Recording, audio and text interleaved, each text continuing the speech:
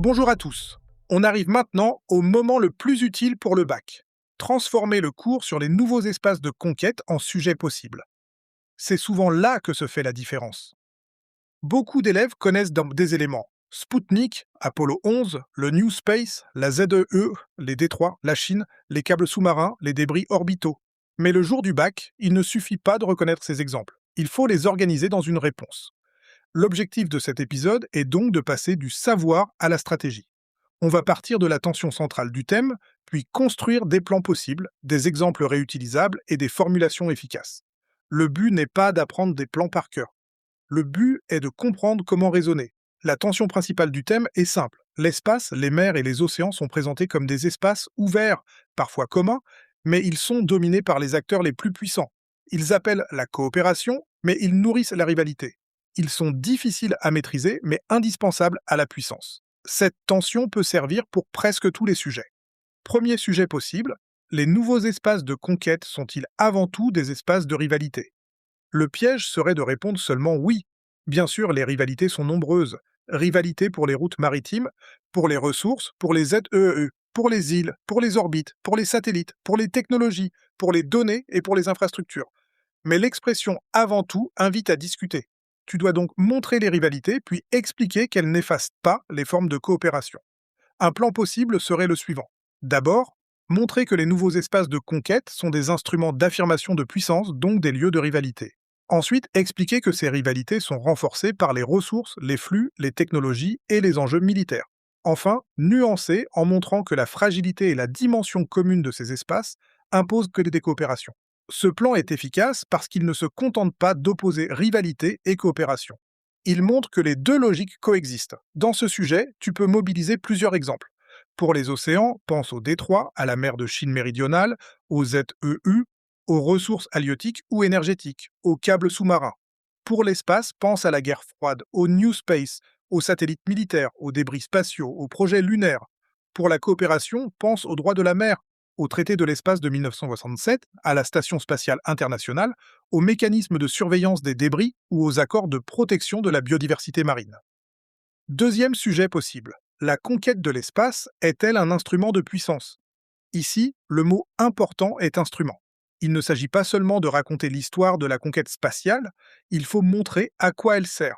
Une conquête peut servir à impressionner, à surveiller, à communiquer, à se localiser, à dissuader, à développer une industrie, à produire de la science et à affirmer son rang.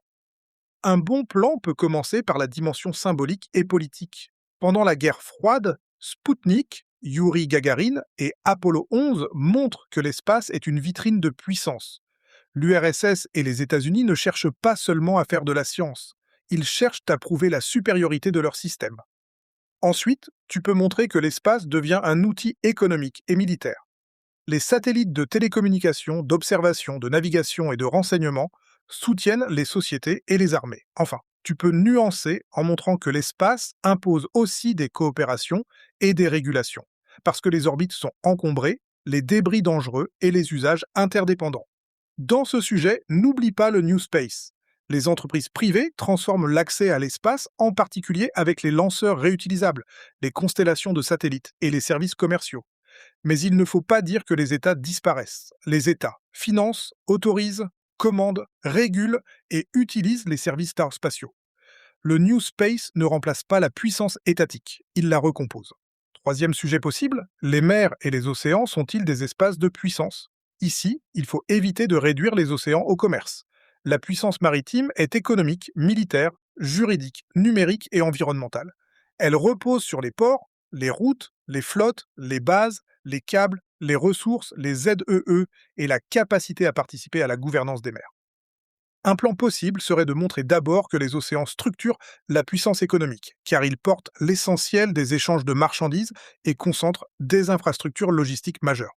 Ensuite, tu peux montrer qu'ils sont des espaces de puissance militaire, grâce aux marines, aux porte-avions, aux sous-marins, aux bases et à la surveillance. Enfin, tu peux montrer que la puissance passe aussi par le droit et la gouvernance.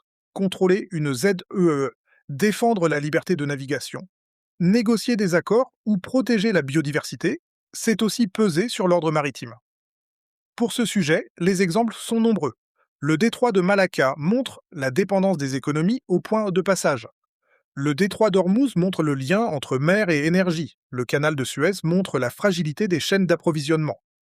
Les câbles sous-marins montrent que l'océan est aussi le support matériel du numérique. La mer de Chine méridionale montre la tension entre revendication de souveraineté, droit international et présence militaire. Quatrième sujet possible, les nouveaux espaces de conquête sont-ils des biens communs? C'est un sujet plus difficile, parce qu'il oblige à définir les mots. Un bien commun est un espace ou une ressource dont l'usage concerne une collectivité plus large que les seuls utilisateurs immédiats. L'espace extra-atmosphérique et la haute mer ont une dimension commune parce qu'ils ne peuvent pas être appropriés comme un territoire ordinaire, mais ils ne sont pas toujours gérés comme de véritables biens communs. Le plan peut partir de cette ambiguïté. D'abord, montrer que ces espaces sont juridiquement et symboliquement associés à l'idée de patrimoine ou d'intérêt commun. Liberté d'exploration de l'espace, non-appropriation nationale, liberté de la haute mer, nécessité de protéger l'environnement marin. Ensuite, montrer que les usages réels sont inégalitaires. Seuls certains États et certaines entreprises ont les moyens de lancer des satellites, de construire des flottes, de poser des câbles ou d'explorer les abysses. Enfin, montrer que cette tension rend la gouvernance indispensable mais difficile. Dans ce sujet, il est très utile de distinguer le principe et la pratique. En principe, ces espaces concernent l'humanité. En pratique, les capacités d'accès et de contrôle sont très inégalement réparties. C'est une excellente formule de copie. Les nouveaux espaces de conquête sont communs par leur statut, mais hiérarchisés par les moyens nécessaires pour les maîtriser. Cinquième sujet possible, la Chine dans les nouveaux espaces de conquête. Il peut s'agir d'une dissertation ou d'une étude critique de documents. Là, il faut éviter deux erreurs. La première serait de raconter toute l'histoire de la Chine contemporaine. La deuxième serait de faire une liste séparée, d'un côté la mer, de l'autre l'espace.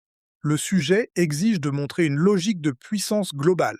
Un plan efficace peut commencer par la dépendance maritime chinoise. Route commerciale, approvisionnement énergétique, port, détroit, mer de Chine méridionale. Ensuite, tu peux montrer l'affirmation spatiale. Beidou, Tiangong, Chang'e, exploration lunaire, satellite d'observation et de communication. Enfin, tu peux relier les deux en expliquant que mer et espace servent une même stratégie d'autonomie, de projection et de prestige. La Chine cherche à réduire ses vulnérabilités, à maîtriser des technologies clés et à peser dans la gouvernance internationale. Maintenant, parlons des exemples. Un exemple de bac ne doit pas être seulement nommé, il doit être relié à une idée. Spoutnik ne prouve pas simplement que l'URSS a envoyé un satellite. Il prouve que l'espace devient, dès 1957, un théâtre symbolique et technologique de la guerre froide. Apollo 11 ne prouve pas seulement que des astronautes ont marché sur la Lune. Il montre que la conquête spatiale peut servir de victoire politique et médiatique. La ZEU ne prouve pas seulement que les États ont des droits en mer. Elle montre que l'océan est territorialisé et que le droit permet d'organiser l'exploitation des ressources. La mer de Chine méridionale ne prouve pas seulement qu'il existe des tensions.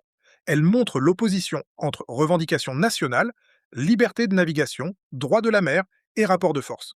Tu peux te construire une banque de 10 exemples très solides. Pour l'espace, Spoutnik en 1957, Apollo 11 en 1969, la Station spatiale internationale, les constellations de satellites, les débris orbitaux, le système Beidou, Tiangong, Chang'e 6. Pour les mers, le détroit de Malacca, le canal de Suez, les ZEE, la mer de Chine méridionale, les câbles sous-marins, les sous-marins nucléaires lanceurs d'engins, les ressources offshore, tu n'utiliseras jamais tout dans une seule copie, mais avoir ces exemples en tête te permettra de choisir. Il faut aussi préparer des notions. Les plus importantes sont puissance, projection, appropriation, territorialisation, gouvernance, rivalité, coopération, bien commun, militarisation, arsenalisation, ZEE, haute mer, orbite et new space. Une copie solide utilise les notions sans les plaquer artificiellement. Par exemple, tu peux écrire la ZEE montre une territorialisation partielle de l'océan, car l'État côtier n'y exerce pas une souveraineté complète, mais y dispose de droits économiques majeurs. Quelques formulations peuvent t'aider. Au lieu d'écrire « l'espace est important », écris « l'espace est devenu une infrastructure invisible de la puissance contemporaine ». Au lieu d'écrire « les océans servent au commerce », écris « les océans sont le socle matériel de la mondialisation marchande ». Au lieu d'écrire « les États se disputent la mer », écris « les espaces maritimes concentrent des rivalités de souveraineté, d'accès aux ressources et de contrôle des flux ». Au lieu d'écrire « il faut coopérer », écris La fragilité de ces espaces impose une gouvernance internationale, même lorsque les États défendent des intérêts concurrents. Une phrase peut résumer le thème. Les nouveaux espaces de conquête sont des espaces communs en théorie, mais inégalement maîtrisés en pratique. C'est une formulation très utile pour une introduction ou une conclusion. Elle est simple, mais elle contient une tension. Et une tension, c'est exactement ce qu'il faut pour problématiser. Pour finir, pense à l'étude critique de documents. Si tu tombes sur une carte des routes maritimes, ne te contente pas de décrire les flèches, demande-toi ce que la carte montre. Concentration des flux, importance des détroits, hiérarchie des ports, dépendance de certaines régions. Demande-toi aussi ce qu'elle ne montre pas. Tensions militaires, environnement, câbles, conditions de travail, vulnérabilité politique. Si tu tombes sur un discours sur l'espace, identifie l'auteur, le contexte, les objectifs, les mots utilisés. Un discours de puissance ne se lit pas comme un article scientifique. Le jour du bac, ton objectif n'est pas de tout dire. Ton objectif est de répondre précisément au sujet. Pour cela, commence toujours par les mots du sujet, construis l'attention, choisis 3 ou 4 exemples très bien expliqués et garde une nuance jusqu'à la conclusion. Une copie de HGGSP n'est pas un inventaire, c'est une démonstration.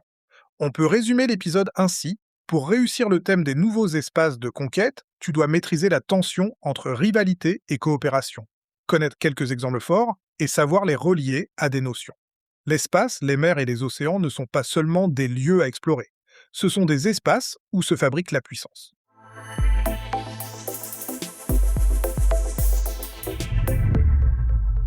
Merci d'avoir écouté cet épisode. N'hésite pas à t'abonner, à partager et surtout à foncer écouter les suivants. À très vite.